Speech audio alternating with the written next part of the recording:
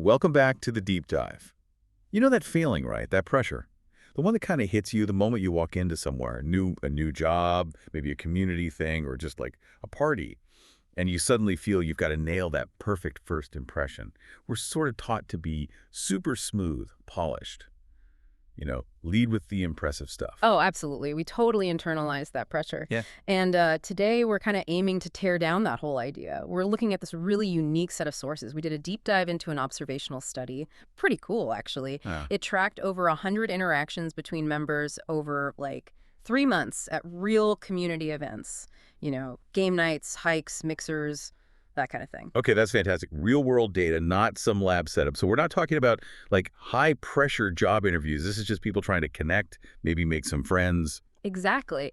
And the mission, really, based on what came out of this, was to figure out, okay, what actually leads to lasting connections, not just making a quick splash. And honestly, the main finding is, well, it's pretty surprising. The folks who seemed perfect at first, the smoothest talkers, the ones with the big, impressive intros, they often failed, like consistently failed to build deeper connections later on. It turns out authenticity, being a bit messy, being human, that was the real advantage. Quantifiable even. Wow.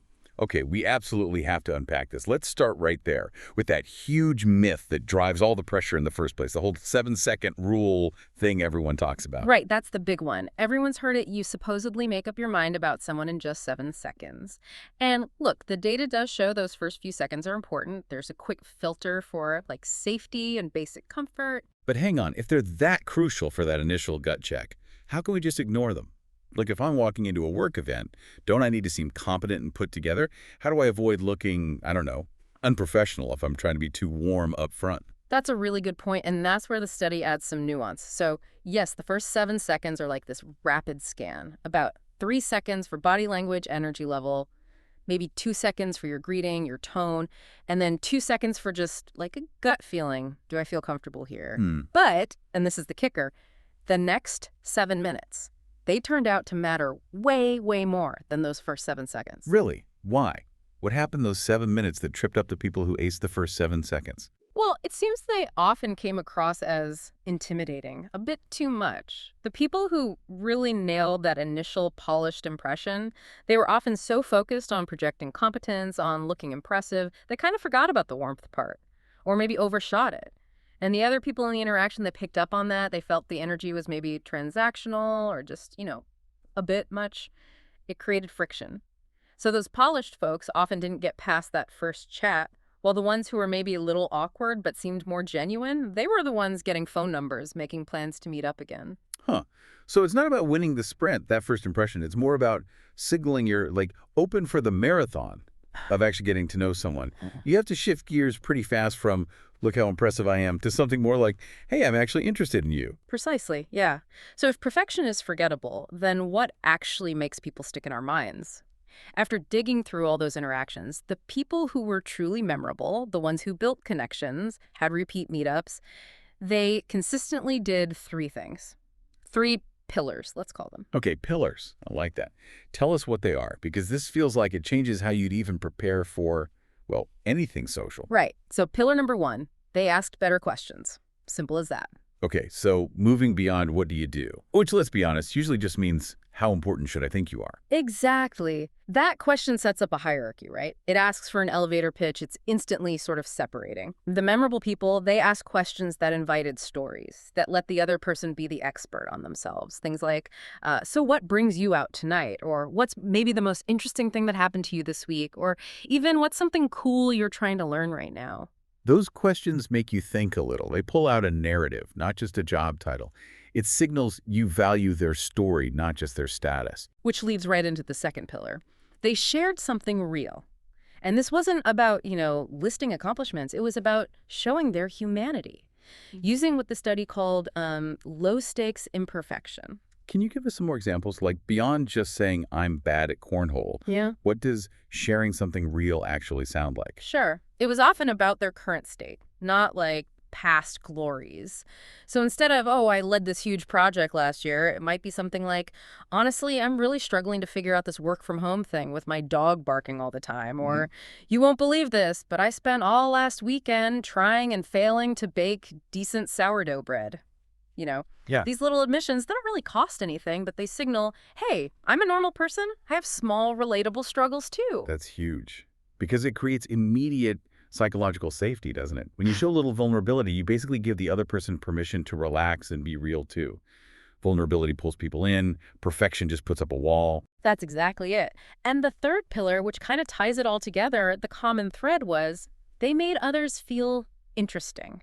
Their main goal wasn't to be interesting, but to make the person they were talking to feel like they were fascinating. That simple shift in intention from impress them to Mhm. be interested in them, that changes everything, doesn't it? It changes your body language, the questions you ask, how you listen, everything. Okay, speaking of things that can wreck the vibe, Mm. this is where it gets really useful. Yeah. The study didn't just look at what worked. It pinpointed the top 5 things people did that consistently killed connections, sometimes within minutes.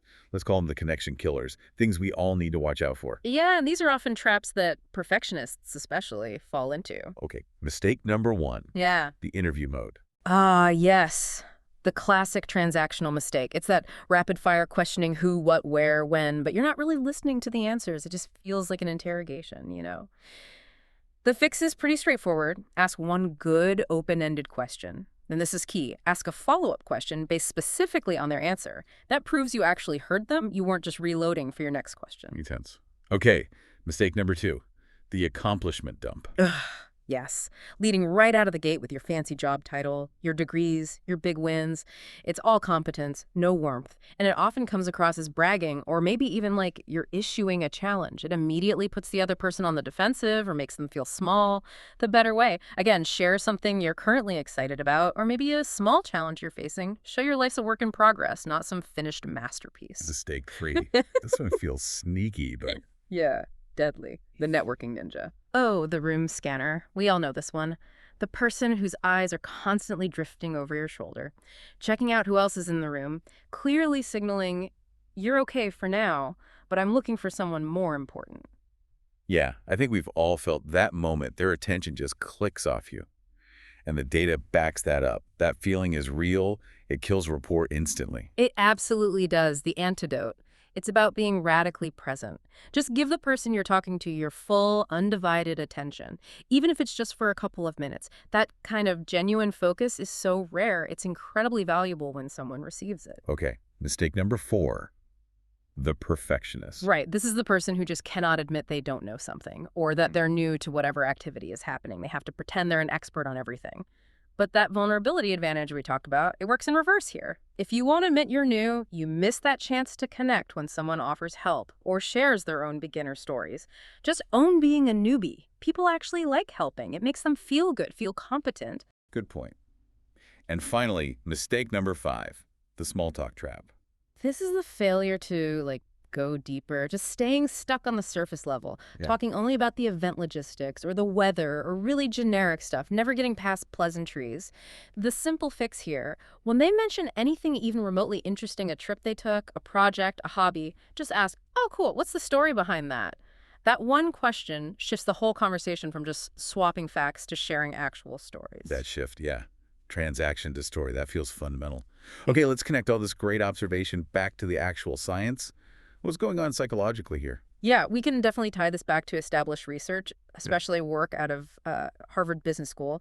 It confirms that our first impressions really boil down to assessing 2 key things: warmth and competence. And you said earlier the order really, really matters. Critically important. It has to be warmth first, then competence. If you lead with competence, you seem super capable, high status, but you lack warmth. You can actually come across as threatening. Think about, a slick salesperson, maybe. Or that interviewee who's just too polished. The data suggests that showing genuine interest, maybe sharing that little bit of low-stakes vulnerability, that signals warmth up front. Your competence then comes through naturally in your smart follow-up questions, how engaged you are. That makes you seem both capable and trustworthy, not one or the other. And the study didn't just observe this, it actually measured the impact, right? We have some hard numbers. We do, yeah. The metrics really back this up. Get this. People who consistently asked follow-up questions. They were 3 times more likely to be remembered accurately later on when researchers asked participants about who they met. Wow. 3 times more memorable just for showing you were listening. That's a pretty amazing return on investment for just paying attention. isn't it? And related to vulnerability. The people who shared something small and real early on, they were twice as likely to get follow-up messages or swap contact info by the end of the event. It just built rapport much faster. And the cost of being that networking ninja, Yeah. the scanner. Huge cost. Those who stayed present, no looking around, no checking their phone, just fully engaged, their initial conversations were 4 times longer on average than the conversations involving distracted people. The data is really clear. Attention and presence win out over polish every time. Okay, so this is all fascinating, but let's make it super practical for everyone listening. Let's give them a game plan, a framework based on what actually worked in this study for the next time you're meeting new people. Okay, yeah, it's basically a 4-step framework, and it's mostly about shifting your intention. All right, step 1, before you even go. Okay, first, think of one real thing that's going on in your life right now. A small challenge, something you're excited about that you'd be comfortable sharing if it comes up naturally. Second, maybe prep 2 or 3 open-ended storytelling questions that go beyond just what do you do. And third, maybe most important, set your intention. Your goal isn't to seem interesting, it's to make other people feel interesting. Love that shift. Okay, step 2, in your first 7 seconds. Keep it simple. Make eye contact. Offer a genuine smile, not that forced networking grin, Use their name if you just heard it, and try to sort of match their energy level. Don't try to overpower it. Just meet them where they are.